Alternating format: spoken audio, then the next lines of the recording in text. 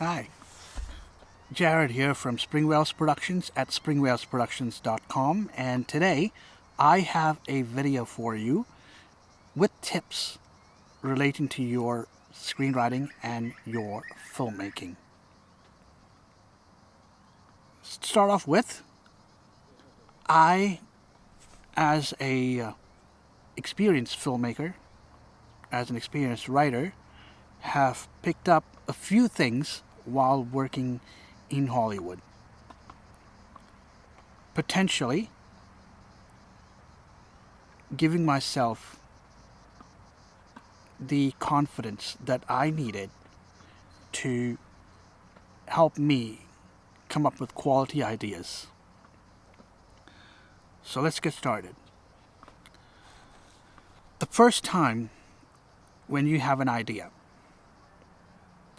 don't just flock to your computer to type it up. That should be your final step. That should be after you've figured out everything else, after you've figured out your story and all of that. That's when you go to your computer and type it all up. But in the meantime, now this has worked for me. I'm not sure if that's going to work for you, but physically, take a pen. I recommend fountain pens, and physically write down on a piece of paper, blank piece of paper or a lined piece of paper, your idea, and go from there. And believe me, you will be amazed, because the act of you physically writing out each letter with your hand, with a pen or with any other writing instrument, will stimulate the nervous system, and it will stimulate your brain. It will get your creative juices going. Now, I am not a neurologist, but what I can tell you is I have done this myself. I have made some observations, and even I was amazed at how good my ideas have gotten, how good my writing flow, my creativity has gotten, simply by picking up a pen and paper and writing down my ideas. And of course, I do it to write my first script, my draft script. However, when it comes to your ideas, there are a few questions that I will be posing for you here today. The first of which, why have you chosen that particular character, and why is the story that you are going with, why is that happening to your particular protagonist? Answer that question. This is one of the questions that was asked when I put myself through film school. So, why is this story happening to your protagonist or to your character? What possible lesson does your character need to learn?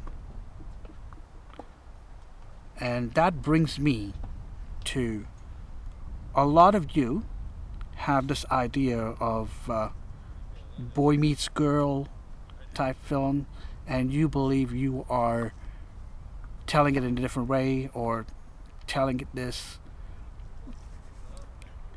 from a different angle or from a different perspective. I don't care what it is, but as long as you tell me or your audience, why have you chosen those two characters to fall in love with each other? What do they have to bring to the table? Do they benefit from each other by complementing each other's weaknesses? For example, let's just say you have a boy and a girl. The boy's strength will be public speaking. The girl's strength is, of course, the let's pick cooking, for example. The boy is a terrible cook, but the girl is not. What possible benefit can the boy have? So the girl can have helped the boy into bettering his cooking skills. And while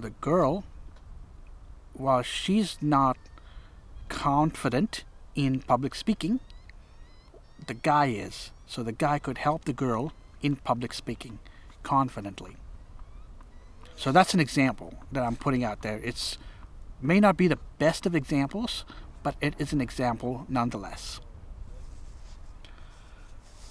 I also want you to consider this.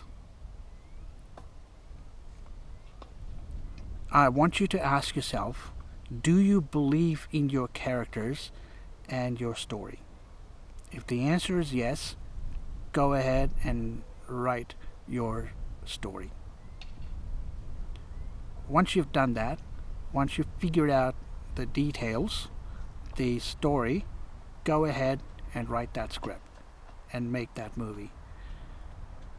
If you do not believe in your characters and in your story, if your primary objective is to get famous, nothing wrong with that. If your primary objective is to make money, nothing wrong with that, again. But the audience will know. They'll know about the quality of your work. They will know about the quality of your film, of your production. They're smart that way. So, also, if you are aiming to be working in mainstream cinema, because it gives you connections or fame or what, for whatever reason, in today's day and age, that's not the only option, because you have platforms like YouTube, Vimeo, or any other video streaming platform that could accept your movie, that you could use to distribute your movie to the audience. Make a better connection, direct connection with your audience. Now, the gatekeepers, the critics of mainstream cinema, they don't know anything. They do not have a qualification, and yet the decision makers, primarily the producers, the showrunners, are actually heavily relying on these critics, the ones that have no qualifications at all. So, do yourself a favor, get into independent film, and find yourself a producer or a decision maker or a financier who would give you the money that you need to make your film, and who believes in you and who believes in your characters and your films and your cause. I would also recommend that you start exploring the quality of your ideas. You start thinking about the quality of your ideas. You may want to ask yourself gazillion questions about the character itself. The other thing is, there is a book out there called The Visual Story. Now, this explains the 7 different styles of filmmaking. What I would suggest you do, get this book and read it, and figure out what your style of filmmaking is, what your style of directing is. Once you do that, you make that yours. So, at the end of the day, challenge yourself. Challenge yourself and your ideas. And remember, don't let anyone steal your dreams. Because if they do, there's no telling what they will do next. Especially the critics that don't know what they're talking about. With that being said, thank you for joining me here. I have been Jared Winchester at Springwales Productions at springwalesproductions.com. Thank you for joining me. Like, comment, and subscribe.